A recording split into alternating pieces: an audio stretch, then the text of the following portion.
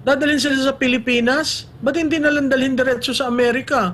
At doon sa holding facility nila, pwedeng doon, 'di ba? At kung magkaroon ng problema at hindi makapasok sa kanila, problema nila 'yon. Tama. Kasi ako ang worry ko diyan, may maiwan na 10 na may pamilya, anong gagawin ng Pilipinas? Tayo pa ngayon ang lalabas na masama dahil ayaw natin silang bigyan ng spasyo sa atin. Ang sunod na tanong dyan, paano ang pagkain nila? Paano, I mean, yung wherewithal ng isang tao para maging maayos ang kanilang buhay habang nandito sa atin. Ang sabi nila, sandali lang yan. I doubt very much na sandali lang yan. Kasi kung sandali lang yan, mas mabilis sa Amerika. Dalhin nyo diretso sa Amerika, ma-process, they're part of the American society. Dito sa atin,